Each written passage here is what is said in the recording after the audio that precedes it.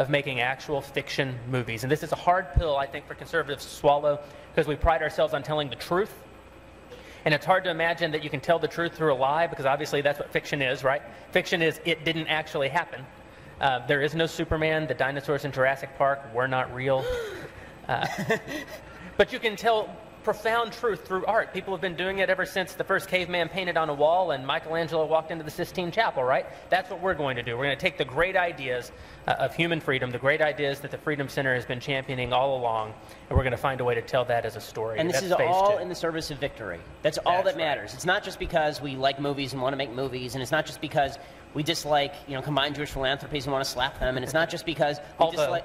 Yeah. It's not just because, MSNBC is a, I'm looking for a clean word I can use here. The bottom line is that all of this is in the service of broad victory because the left has done all of these things. You hear it on talk radio all the time, people complaining about, for example, the movie Noah, right? I mean, they're going to be complaining all week about the new movie Noah, which has turned biblical sin into overpopulation and degradation of the environment. That's because they haven't read 2 chapters earlier in the Bible where God explicitly says, tame the earth and be fruitful and multiply. We're going to complain about it. You're going to hear on it all week, people complaining about the evils of the movie Noah.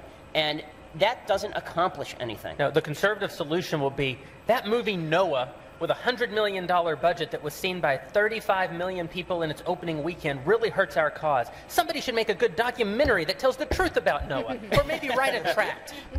Exactly, and literally tens of millions of people will go see this movie. Of course they will. And 5 people will see the documentary. The fact is that we have to engage them on every battlefield where they have engaged. We cannot leave a battlefield open because, I mean, if you think of this tactically, the fact is that they are running around us they're flanking us using Hollywood. We're busy with the full frontal assault on the political sphere, and even there we're holding back. Even there we're not releasing all of our troops, which is what we're doing now, with Hillel, with J Street, with the media. That's our frontal assault. But we need to be countering this flanking motion that's happening on the part of the left, using culture, using Hollywood. I promise you that there are more young people who are being convinced about politics by watching movies like Noah and watching movies like Avatar than are ever going to be convinced because people vote at an intellectual level. People think at an emotional level. It's all emotion. People and the truth is that people react emotionally against something. You want to know why they're not liberals, why all the leftists out there hate you? They hate you and have a visceral emotional reaction to you. Not because they know you, they don't know you. Not because they know your ideas, they don't know your ideas. But because they saw a movie about you once where you were the guy who wouldn't allow your daughter to go dancing with Kevin Bacon. That's right. Or you were the vicious corporatist. Right, or you run a corporation, and corporations, as we all know, are evil. And it's always evil white men who are actually, if there are Islamic terrorists, as in season 4 of 24, it's actually because there's some evil, vicious white corporations standing behind the Islamic terrorists. They hate you because they do know about you. They know about you because they have an emotional reaction to the things that they've heard about you.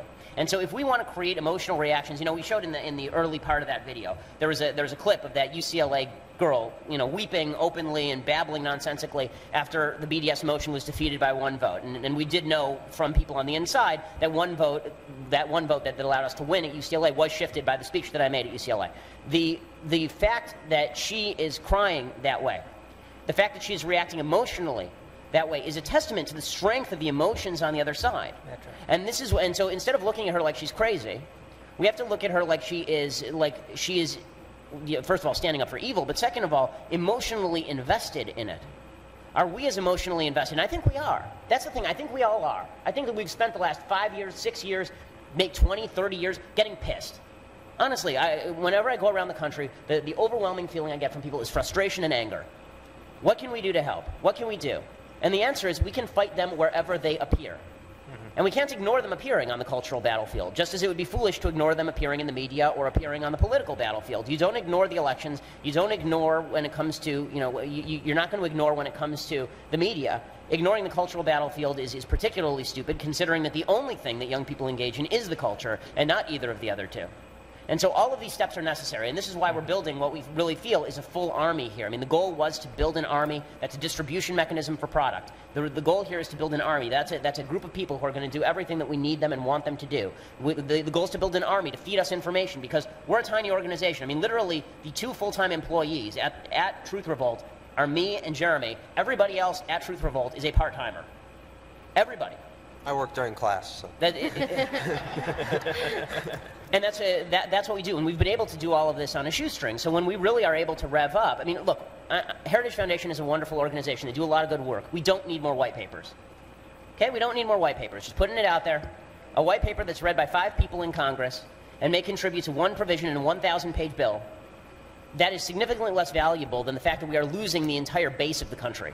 Yeah. The reason that the conservatives have been losing in America is because you lose the culture and then you lose the law. You lose the culture and then you lose the politics, not the other way around. Barack Obama isn't making movies. Movies are making Barack Obama.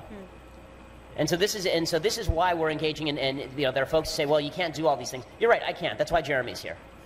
You're right. I can't. That's why Daniel's here. You're right. I can't watch MSNBC. That's why Alicia's here. Alicia monitors. I mean, I'm sorry for her. We had to pay her to do this. She monitors several MSNBC shows every single day. You're welcome. That's why Paula is here. She suffers so you don't have to, Yeah. right? She watches MSNBC for your sins. That's why. That's why Paul Bois is here. Paul, stand up. Paul's our administrator over at TR. And we've built this team to do all of these things. And we've only signed up people who want to fight. We are an organization of fighters. There's nobody on this boat who's not going to be pulling at their oar. And if I have to call them and ask them what they're doing, then they're not going to be at the organization. And everybody knows that, and everybody is a self-starter. We only hire self-starters. We only work with self-starters because guess what? On the other side, they're all self-starters. On the other side, they're emotionally invested in the defeat of evil, namely us. That's right. So we have to be just as emotionally invested in the defeat of true evil. And I mean that, namely them, because they're the ones who want to destroy the foundations of the country. They're the ones who want to destroy our allies. They're the ones who want to destroy everything that we stand for. They want to destroy the basic fundamental principles of the Declaration of Independence and the Constitution. These are the things they want to destroy. And now that I do have a daughter, and now that I look at the country that she's going to be growing up in, it only redoubles my determination that these people must be stopped. They must be stopped. And the only way to stop them is to fight them everywhere they stand. Not just here, not just there, not just in white papers, not just in dropping $300 million worth of 30,000-foot ads in battleground states that accomplish nothing. Yeah, the $300 million making commercials that there's a little invention came out recently called the DVR. Nobody watches commercials. And meanwhile, they're spending money actually making the TV show. Barack Obama is literally putting money into putting Obamacare messaging not into commercials that play between segments of episodes of your favorite television shows. No, it's built into the actual storylines of your favorite television shows. Michelle Obama is going to be on the season finale of Parks and Recreation. Yep. This is what they do. And they do it very cleverly. And it's messaged in every single thing that they do. I mean, it was recently I saw, how many of you saw the movie Frozen with a kid or a grandkid? You know, this is the new Disney film. So I took my wife to see it because we love Disney films. And there's a line in this song, which has now become wildly popular. It has 150 million hits on YouTube. The song Let It Go. Right? There's a line in that song, right, tailored for children, this song. And the line is, no right, no wrong, no rules, I'm free. Right? That is the definition of leftism. The definition of leftism. And it's being spoon-fed. I mean, it's the same stuff Lady Gaga's saying, except it's being spoon-fed for kiddies. Right? They're very clever in how they do it. We have to be twice as clever and twice as hard-hitting because they have a head start. I'll add on campus, people ask me, are you conservative, are you pro-Israel? I said, I'm not pro-Israel, I'm pro-truth. And as a function of being pro-truth, I'm pro-Israel. Yeah. Exactly. That's how we have to message. Exactly. Yeah. Exactly. You touched a little bit on Michelle Obama and how we see the administration kind of accepted and glorified by Hollywood. I mean, recently, even Kobe Bryant came out, and we joked about this on air about, oh, you know, why doesn't Obama just take Kobe's spot for the Lakers because he spends so much time talking about March Madness and stuff. And then Kobe Bryant comes out and says, yeah, I think Obama would be a great NBA player. So when you have celebrities... He actually compared him to Tiny Archibald. Yes. He did. Like the NBA Hall of Famer, Tiny Archibald, as opposed to the guy who sat on the bench for Punahou High School in Hawaii. Which, I mean, I have family in Hawaii. Punahou is like all white, very expensive high school. So how are we supposed to combat, because Ben, I think I know how you feel about this, but how do we appeal to people's emotions or humor when there's conservative politicians or Republican politicians? Should they be appearing on Between Two Ferns? Should they be appearing on The Tonight Show with Jimmy Fallon to appeal to the younger generation? This is a tactical thing. You have to scope out the audience. right? Mitt Romney appearing on Between Two Ferns would go very differently than Barack Obama appearing on Between Two Ferns, because the person interviewing is not pro-Mitt Romney, right? I mean, the right tends to walk into these bear traps and then be surprised when it's a bear trap. They'll go on Jon Stewart, then they're surprised when they don't get tossed softballs the same way that President Obama does. You know, the answer is not to, you can't co-opt, or you can, it's rare. It's very rare to co-opt somebody's own show and use it against them. Piers Morgan. It happens. And it's fun when it does, but it's a rarity. You know, this is why we have to get in the business. We've done this on every other front, right? They create something and we do it better, right? They create a machine and we make a better machine. This is something and it's astonishing that the right has decided that they can't do it, and they're so risk averse that they won't do it. This is the beauty, by the way, of a 501c3 organization, is that, you know, as opposed to somebody who's going to come to you and pitch you on, you know, a Ronald Reagan biopic, and you have to now make a profit on a Ronald Reagan biopic. I mean, what we're talking about here is an informational campaign, which is really what movies are. And so it's actually, this is why the DHFC, this is why Truth Revolt is a perfect forum for doing this sort of stuff. Because what you're investing in is not profit that you're going to make from a movie. You're investing in the fact that there are going to be 2 million people who watch this movie. Stoning of Soraya M is a beautiful example of this. I mentioned this as I was speaking to some folks the other day, and I said this. Stoning of Soraya M, which is actually a very good film and a very effective film, it was probably seen by 150, 200,000 people total. Now, it was not a box office success. But if it's done at a 501c3 level, if it's done for informational purposes, it's a tremendous messaging success. By the way, it's shown underground in Iran all the time now. Exactly. So we have to understand that, yes, we have to sacrifice to get into this business, and no, we're not going to come out immediately with $150 million blockbusters with, you know, Chris Evans and Samuel L. Jackson. Chris Evans hates me, by the way, which is odd. He tweeted so that the other sad. day. Captain America hates Ben Shapiro. Yeah, he does. But we can get into the business of messaging, and that's true whether we're going to be punching people in the face in the media or whether we're going to be making new content. So it's all part of the same battle. It's all part of the same battle plan, and that's why we're so grateful for all the support that we get from folks like you, because without it, we really could not have the ability to build out. Our growth has been so fast. Jeremy and I talked about this before we even started, was at a certain point, we're going to get to the point where now we can move into the space where we can really change hearts and minds, where we've built our base, and now we can really change hearts and minds. We just didn't think it would take 4 months. And after 4 months, we're there. And that's a testament to the desire in the country for something different, something hard-hitting, and something that really is looking to make a change, as opposed to more and more and more of the same. Because we can keep funneling dollars down the same rat holes over and over. We can go to the same experts who own huge houses and have wonderful collections of memorabilia. We can keep giving them lots of money, and we can keep losing. Or we can begin changing things. You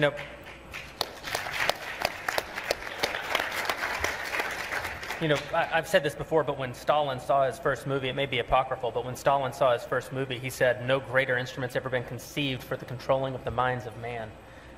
When Barack Obama said that he was the first black president, Morgan Freeman, the famous actor, objected and said, "I was the first black president."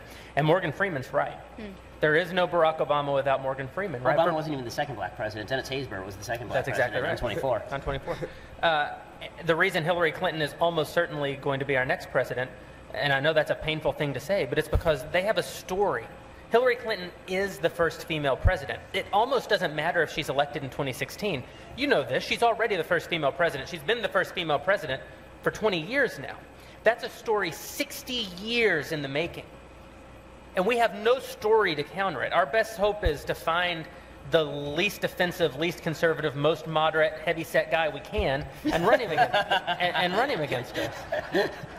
You're going to stand against a 60-year narrative with nothing?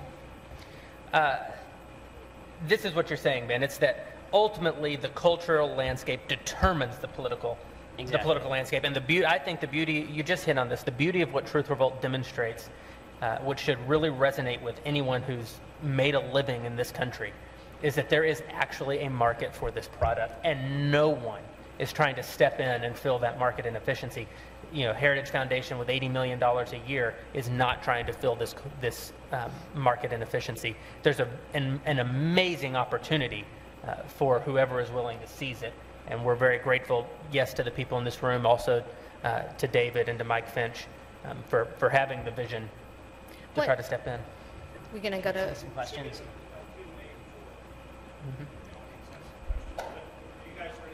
Yeah, absolutely. Sure. We've got the standing mics that we here's a thought I'd like you to respond to. It seems to me the perfect scenario is if in a few years you guys are making entertainment products or participating in making them that are hits by themselves, that are hits without regard to the content, and the content is just implicit in these smash hits that millions of people see. Is that the goal? Yeah, I mean, well, one of the things that we're doing, and this has been one of our goals all along, is not just to create good content, but to create the distribution platform. I mean, one of the questions that we get all the time is, okay, so who's your list, right? How are you getting this stuff out? Well, the answer is that every single day, that's what we're building, right? I mean, that's why we've built an email list of 45,000 people. It's why the center has an email list of 150,000 people. It's why we've created partnerships with groups ranging from Young Americans Foundation to, yes, groups like Heritage Foundation, where we're going to be working with a lot of these groups. It's why we've built partnerships with news organizations like Breitbart. It's why we do what we do to gain a broader distribution mechanism. Because look, we understand we can't rely on it. Let's put it this way: 2016 was independently distributed. Second time around, it's going to be distributed by Lionsgate, right? Because now the left understands. Okay, this was a success, and now we're going to have to get in the business of getting into this. The goal is to build a distribution platform so strong. This is where Glenn Beck is very smart. It's to build a distribution platform so strong and so resonant that you can distribute product. And it almost doesn't matter what product you distribute at a certain point if you have enough people who like it. And I think that our goal today is to say to the people in this room and people around the country who are patriots, we want to say, please give us some money so that we can take this message and give it to young people. Our goal 10 years from now is to say to young people, give me $10 and I'll give you our lesson, right? I mean, that's what Hollywood does. People pay $10 to get indoctrinated by Avatar. So yeah, ultimately we want to create work that stands on its own two legs, that's the fundamental shift. Right, that's where they connect, right? First, like as I was saying, our whole goal at the beginning was build the base, grow the base, and then you use that base to push out, word of mouth, distribution, and then eventually you've got enough people who are in your wheelhouse, who are visiting your website to see the 9 stupid reasons that you hated, Titanic. Right, and you have enough people who are visiting your website and on your email list and engaging with your content, that now when you release a piece of content, that they actually are, that they're not doing it just on a whim. They're desperate to see it. They want to see it. And I can promise you that aside from 2016, the number of people who are desperate to see documentaries is very, very low. I mean, that's just the reality of it. The most successful documentaries of all time are about as successful as a C-level movie in Hollywood. So we need to go. I'm not a fan. I've said this to Jeremy and other folks so many times. I'm not a fan of trying to draw the audience to me. I want to go where the audience is. The audience. This is why, for example, we now have a relationship with Young Americans Foundation, where instead of us setting up events on college campuses and trying to draw students to come watch David or me speak, we're going to set up. We're going to have them funneling us information about events that are already going on. We're going to go and crash the party. Let the left draw the crowd, and then we'll send Ben to tell them they're all Jew haters. Correct. Go ahead, sir. I want to preface my remark by saying I think this is an extremely interesting and innovative entrepreneurial thing that you're trying to do. You've inculcated Andrew Breitbart's view that politics is downstream of culture. But we've all been ticked off in this room and other places in conservative about David Brock and Media Matters for many, many years. What do you say to the charge that you're our David Brock and this is a shoestring version of Media Matters? Well, good, F that guy. I said good, F that guy. I mean, this is, as far as, look, these are tactics that we wish we didn't have to use. We wish that the other side didn't have nuclear weapons. They do have nuclear weapons. So we can sit here and whine about it, or we can have mutually assured destruction, which is you come after our guys and we will come after your guys. And I think for too long, conservatism has kind of backed off of fighting that battle. Right. I mean, everybody, we want to be the nice guys in the room, right? We don't want to be the guy who calls up the donor and bothers them. We don't want to be the guy who calls up the advertiser. I mean, they're just trying to run a business after all. Yeah, but they're funding the bad guys. Mm-hmm. That's right. And listen, Ben and I, when we first started, had this conversation, which is it a problem that we believe in free speech, but part of our mandate is going to be to curtail speech on the left? And what we came to is this mutually assured destruction concept. The only thing less moral than using nuclear weapons is letting nuclear weapons be used against you. And so our hope, and Ben, Ben said this on the day that we launched, and it's very important to us because we do. Listen, I love Martin Bashir having a TV show. This is another Andrew Breitbart point of view. I want the left to talk. I want people to hear what the left has to say because I think in an actual marketplace of ideas, when people hear their ideas and they hear our ideas, they're going to pick our ideas. But we don't have a fair marketplace of ideas. Like everything else in the country, the marketplace has been regulated by the left. And it's been regulated to a place where the left gets to say what they want to say, and we get to shut up and go home. And so Ben said this on the day we launched, and we stand by it. The day that Media Matters hangs up their spurs, we'll hang ours up right next to them, and we can all go back to having a fair conversation. I'll just add on campus. On campus, they often hide behind the free speech issue. It's never an issue about free speech. You have a right to free speech. You don't have an issue. You don't have a right to your own facts. Oftentimes, they're just manipulating facts. So again, that's also an emphasis. Karen. I just want to say you are what America has been looking for. Thank you. That's very kind of you. And then I also want to ask you a quick question. You may not tell us, but give us a teaser of what your first major motion picture would be about. Jeremy the world. No, seriously. What would you attack in that first? Where would you go with the mental imaging? Well, I think that I think that movies are better at communicating general ideas than specific ideas.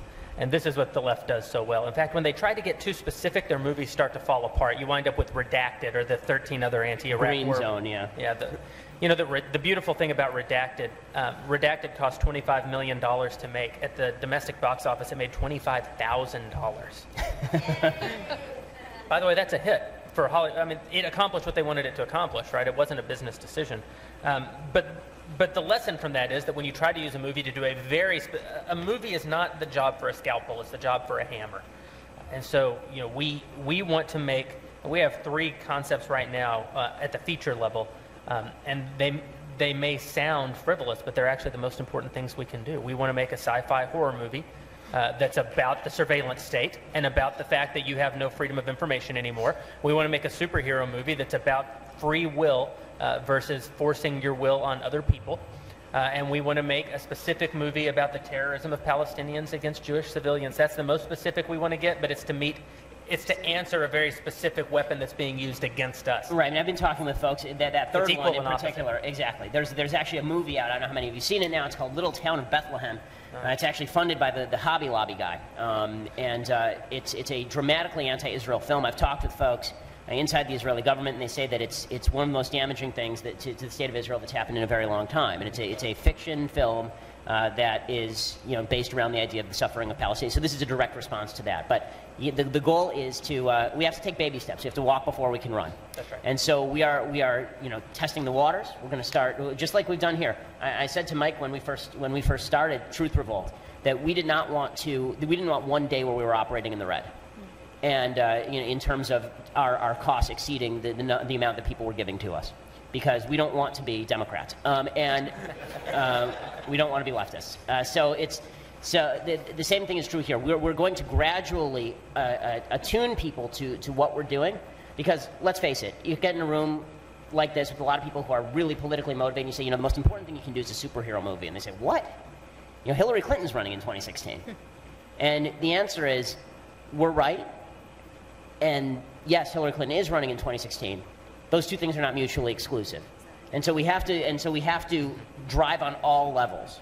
And this is why it's not we're abandoning our core mission. Far from it. We're using our core mission to service in even more broad and important part of that core mission. The generational struggle.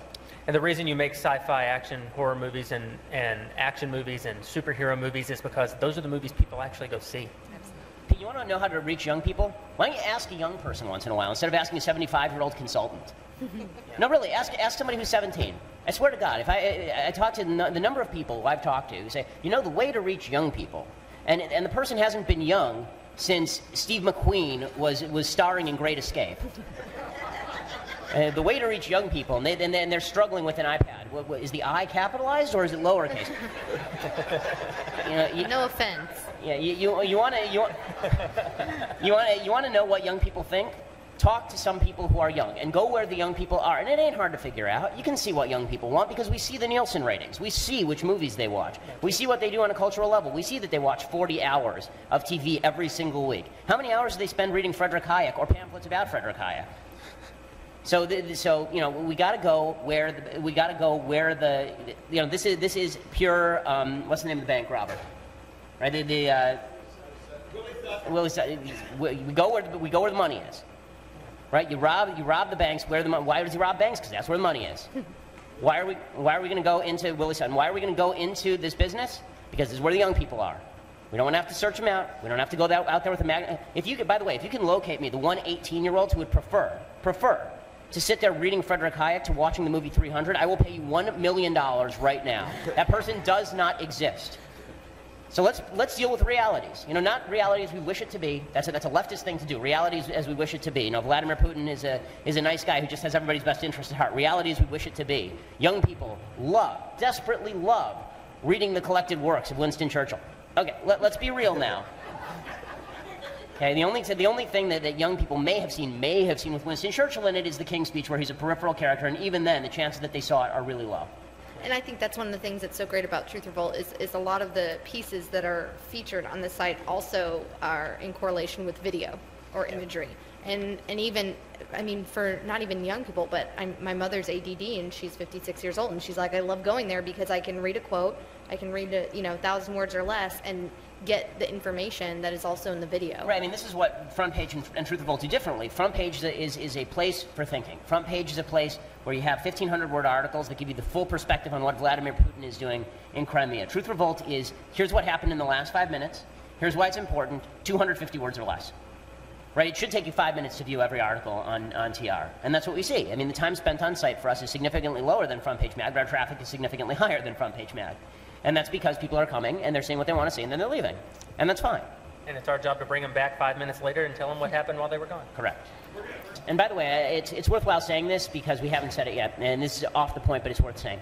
When when it comes to fundraising, we are very project specific. So this is not sign us a blank check and we'll come back to you later and tell you where it went. I mean, it really is. We try to be as transparent as possible. And when I say try to be, we are as transparent. Not like Barack Obama. Like if there's a FOIA request, we'll actually answer it. And we will not restrict media access. Everything is project specific because people should know where their money and their time and their effort is going. They should always know that because, again, we are not communists. And if we stop winning victories, don't give us any money. There was a guy who called in who's a businessman. He does business all over Eastern Europe. And he was saying exactly the same thing. There's no substitute for Voice of America. There's nothing. But I'm going to use the Rand Paul line here, which is a rarity for me. For a variety of reasons. The Rand Paul line is that when it comes to this particular battle, nation building at home. Meaning that yes, we hope to expand globally, but right now the problem in America is that Americans have forgotten what it means to be American. Americans don't know what it means to be an American. It used to be this was a country founded on an ideal. It was everybody who joined here. I mean, the reason that Jeremy's folks have been here longer, than my peeps. My peeps came over here in 1907. When did your people get here? The late 1600s. There have been borings for as long as there's been in America. Yeah. So I mean, it's jerk. You might call us the chosen people of America. But the reason that Jeremy and I can do something like this, and the reason that my great-great-grandfather could come here and join in is because this was a country founded on a philosophy and an ideal. And there are people who are born in America who frankly don't belong here because they don't buy into the ideal, and there are people who are trying to get in who do belong here because they do believe in the ideal. When we became a nation that was not founded on an ideal, but a nation founded on birthplace, you won the gene lottery. Congratulations, you're born here, and now you get all the benefits. Then we lost our way. Americans need to be reminded in every way possible, from cultural to political to browbeating people. And yes, we're not afraid to do that. And shaming people. That there is a philosophy in this country worth fighting for, and that it's a philosophy that must stand up. And that if you don't believe in that philosophy, you are standing against good, period. Doesn't matter if you're born here, doesn't matter if you're born elsewhere. If you are standing against that philosophy, you are standing against what is good and what is just and what is right. And I don't care if your people have been here since the 1600s or 1500s or 40s. I don't care if you're descended from Native Americans and they've been here since the land bridge collapsed. It doesn't matter.